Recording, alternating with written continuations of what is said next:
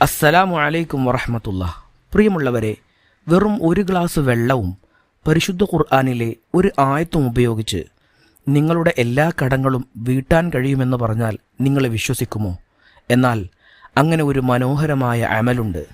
ഈ അമൽ ചെയ്താൽ എത്രയും പെട്ടെന്ന് തന്നെ നിങ്ങളുടെ എല്ലാ കടങ്ങളും വീടി മാനസിക സമാധാനം നിങ്ങളിലേക്ക് എത്തിച്ചേരും. പ്രിയ സഹോദരങ്ങളെ, കടം കാരണം ഉറക്കം നഷ്ടപ്പെട്ട എത്രയോ രാത്രികൾ നമുക്കുണ്ടാകാം. ആരോടും പറയാൻ വയ്യാത്ത സങ്കടങ്ങളും ആർക്കും പരിഹരിക്കാൻ കഴിയാത്ത സാമ്പത്തിക പ്രതിസന്ധികളും നമ്മെ തളർത്തിയിട്ടില്ലേ? എങ്കിൽ കേട്ടോളൂ, ലോകം മുഴുവൻ കൈവിട്ടാലും നമ്മെ കൈവിടാത്ത ഒരു ശക്തിയുണ്ട്. ആ ശക്തിയുടെ കലാം ഉപയോഗിച്ച് നമ്മുടെ ജീവിതത്തിലെ ഇരുട്ടകറ്റാൻ ഒരു വഴിയുണ്ട്. വെറും 7 ദിവസം കൊണ്ട് നിങ്ങളുടെ ജീവിതത്തിൽ വലിയ മാറ്റങ്ങൾ കൊണ്ടുവരാൻ സാധിക്കുന്ന ഒരു പുണ്യകർമ്മത്തെക്കുറിച്ചാണ് ഞാൻ ഇന്ന് നിങ്ങൾക്ക് പറഞ്ഞു തരുന്നത്. നമ്മുടെ എല്ലാ കടങ്ങളും തീരാനും സാമ്പത്തികമായ ഐശ്വര്യം വരാനും ഖുർആനിലെ ഈ വചനം നമ്മെ സഹായിക്കും. ഇതിനായി നിങ്ങൾ ചെയ്യേണ്ടത് വളരെ ലളിതമായ കാര്യങ്ങളാണ്. ഒരു ഗ്ലാസ് ശുദ്ധമായ വെള്ളമെടുക്കുക. പരിപൂർണമായ ഭക്തിയോടെയും വുളുഓടെയും ഇരിക്കുക. അതിനുശേഷം ഖുർആനിലെ ഈ ആയത്ത് 101 തവണ ആ വെള്ളത്തിലേക്ക് നോക്കി പാരായണം ചെയ്യുക. സൂറത്തു ആലു ഇമ്രാനിലെ 26-ാം വചനത്തിലെ ഒരു ഭാഗമാണിത്.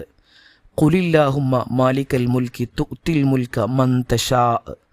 ഈ ആയത്തിൻ്റെ ചുരുക്കരൂപം ഇങ്ങനെയാണ്: പറയുക, അല്ലാഹുവേ, നീയാകുന്നു രാജ്യത്തിൻ്റെ ഉടമസ്ഥൻ. നീ ഉദ്ദേശിക്കുന്നവർക്ക് നീ രാജാധികാരം നൽകുന്നു.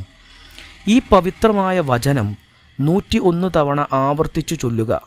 ഓതിക്കഴിഞ്ഞാൽ ആ ഗ്ലാസ്സിലെ വെള്ളത്തിലേക്ക് പതുക്കെ ഊതുക. അള്ളാഹുവിലുള്ള അടിയുറച്ച വിശ്വാസത്തോടെ ആ വെള്ളം കുടിക്കുക. ഇത്തരത്തിൽ തുടർച്ചയായ 7 ദിവസം നിങ്ങൾ ചെയ്യുക. വിശ്വാസികളെ, 101 തവണ എന്നത് ഒരു കണക്കല്ല, മറിച്ച് നമ്മുടെ പ്രാർത്ഥനയിലുള്ള ആത്മാർത്ഥതയുടെ അടയാളമാണ്. 7 ദിവസം കഴിയുമ്പോൾ നിങ്ങളുടെ മനസ്സിലെ ഭാരം ഇറക്കി വെക്കാൻ നിങ്ങൾക്ക് കഴിയും. കടങ്ങൾ വീട്ടാനുള്ള അത്ഭുതകരമായ വഴികൾ അള്ളാഹു നിങ്ങൾക്ക് മുന്നിൽ തുറന്നു തരുന്നതും നിങ്ങൾക്ക് കാണാൻ കഴിയും. നമ്മുടെ അധ്വാനവും പ്രാർത്ഥനയും ഒത്തുചേരുമ്പോൾ സാധ്യമാകാത്തതായി ഒന്നുമില്ല.